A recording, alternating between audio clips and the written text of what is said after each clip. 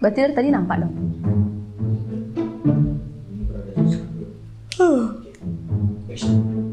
Udah. Halo teman-teman semua, welcome back to Easy to You.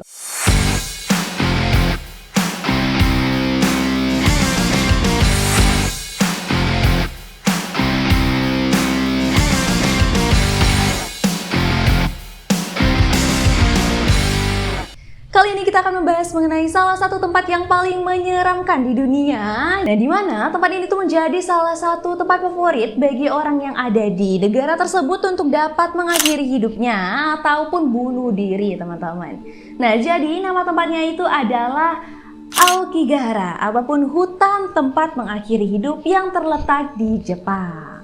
Nah, jadi Aokigahara itu tepatnya itu terletak di bagian barat laut Gunung Fuji, sekitar 100 km sebelah barat Tokyo. Dengan luas 30 km persegi, hutan itu cukup subur akibat curahan lahar yang berasal dari Gunung Fuji. Jadi itu terjadi ketika Gunung Fuji itu meletus pada tahun 864. Namun teman-teman, Aokigahara ini itu bukan terkenal karena keindahan atau kesuburan ataupun keluasan dari hutannya, melainkan karena cerita di balik hutan ini yang sangat menyeramkan. Itu menjadi tempat favorit untuk orang-orang yang ada di Jepang untuk dapat bunuh diri.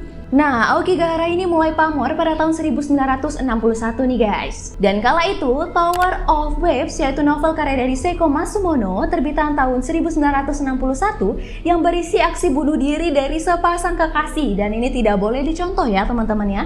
Juga ada dari buku lain yaitu The Complete Manual Suicide pada tahun 1993 karya dari Wataru Tsurumi. Itu menggambarkan bahwa Aokigahara ini tuh sebagai tempat sempurna untuk meninggal dunia gitu. Nah, herannya teman-teman, buku ini itu terjual jutaan eksemplar loh.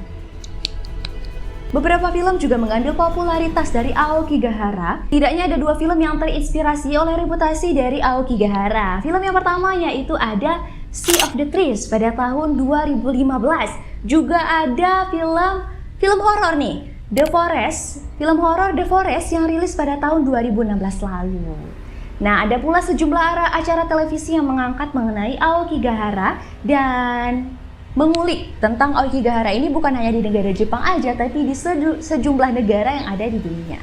Nah, menilik lebih jauh mengenai Aokigahara, jadi teman-teman, Aokigahara ini juga dijuluki sebagai tempat ubasut, yaitu tradisi untuk membuang ataupun menelantar, bukan membuang sih ya, jatuhnya tuh kayak kita tuh membawa orang-orang tua kita, misalnya yang udah nggak sanggup kita rawat lagi gitu ya, ke hutan itu dan dibiarkan meninggal begitu saja gitu.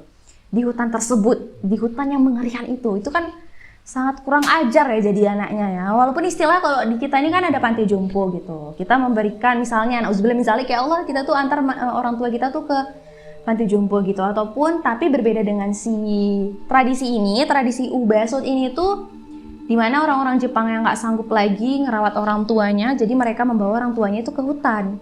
Dah bagaimana kehidupan orang tuanya di hutan itu kita nggak tahu, pokoknya mereka berharap orang tuanya itu meninggal di hutan seperti itu. Itu sangat kejam sih, beneran, kejam banget. Jadi kita nih sebagai anak hindarilah hal-hal seperti itu ya.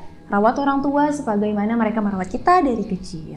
Nah, menurut laporan dari pemerintahan Jepang, ada kurang lebih 100 orang yang sudah menggantungkan dirinya di hutan tersebut pada kisaran tahun 2013 sampai 2015. Nah, diketahui juga bahwa 100 orang yang berada di Aokigahara tersebut itu bukan berasal dari Tokyo. Jadi itu mereka tuh berasal dari luar wilayah Tokyo dan rela nih datang jauh-jauh ke Aokigahara untuk bunuh diri.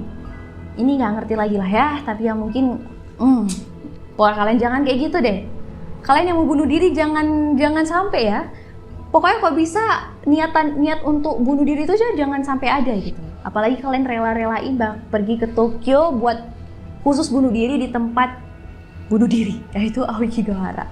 Yang jadi pertanyaannya adalah, mengapa sih orang Jepang itu ingin bunuh diri di Aokigahara? Kenapa ayam menyeberang? Aku menyerah. Untuk sampai ke seberang jalan. Nah, ternyata menurut Nakamura, yaitu profesor antropologi dari Jepang ini mengatakan bahwa banyak orang yang telah bunuh diri di Aokigahara dan dengan begitu Anda tidak akan mati sendirian. Itu sebabnya orang-orang mau bunuh diri di sana karena bagaikan ada teman ataupun orang lain yang mendukungnya. Itu adalah persepsi dari Nakamaru seperti itu. Jadi orang-orang yang kesana itu yang bunuh diri di Aokigahara itu merasa karena mereka tuh punya teman yang di sana seperti itu. Nah, jadi teman-teman, usut punya usut, Jepang ini merupakan salah satu negara maju dengan tingkat angka bunuh diri tertinggi sedunia. Memang itu udah jadi rahasia umum ya teman-teman ya. Bahkan kalau misalnya kita ngelihat ataupun mendengar tentang bunuh diri ataupun populasi yang ada di Jepang, kayaknya penurunannya sangat drastis gitu ya. Nah, menurut laporan World Health Organization atau WHO, ada 15 kasus bunuh diri per 100.000 populasi yang dipisah menjadi 9 untuk wanita dan 21 untuk pria. Wow. Dan berbagai analisis menunjukkan bahwa penyebab dari masyarakat yang ada di Jepang ini untuk membunuh diri itu adalah karena adanya krisis ekonomi. Terus juga krisis ekonomi yang melanda negara tersebut dimulai sejak tahun 1990-an.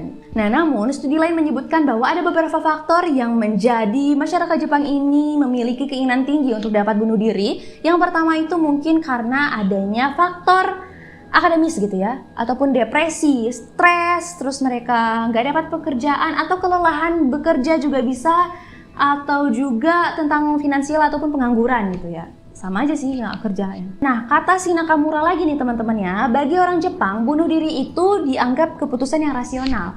Dengan syarat bunuh diri itu harus jiketsu ataupun berarti memutuskan sendiri. Jadi berarti bahwa orang Jepang itu boleh bunuh diri asalkan dengan kemauannya sendiri, bukan karena adanya orang lain. Ya memang seharusnya seperti itu ya teman-teman ya. Kalau misalnya orang yang nggak mau mati ya nggak mau dia bunuh diri. Lagi pula ya istilah kalau orang yang mati itu ya dibunuh gitu. Ini kan dia bunuh diri ya. Itu udah pasti lah gitu. Tapi kalau misalnya bagi orang Jepang yang menganggap bahwa bunuh diri itu dianggap keputusan yang rasional, itu kayaknya jangan sampai lagi Indonesia kayak gitu ya teman-teman ya. Janganlah teman-teman, oke?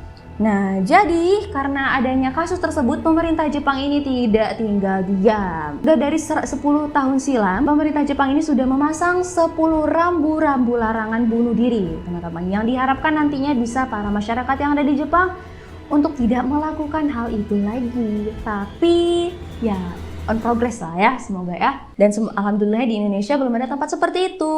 Semoga memang nggak ada lah tempat-tempat seperti itu. Dan semoga juga kita doakan di Jepang semakin lama semakin membaik dan populasinya juga semakin bertambah, juga keinginan orang untuk bunuh diri itu semakin berkurang. Amin. Nah, miris ya teman-teman, sampai saat ini Aokigahara itu masih menjadi tempat misterius bagi orang-orang yang ada di sana. Wajar sih. Jadi teman-teman, yang perlu kita ingat dalam diri kita adalah apapun masalahnya pasti punya solusinya. Segelap apapun itu pasti ada jalannya. Jadi bunuh diri itu adalah bukan merupakan solusi yang terbaik untuk kita gitu ya. Mungkin kita aja yang belum sadar, membuka mata kita juga melapangkan dada kita untuk menerima apa yang sudah kita punya. Banyak-banyak bersyukur ya teman-temannya.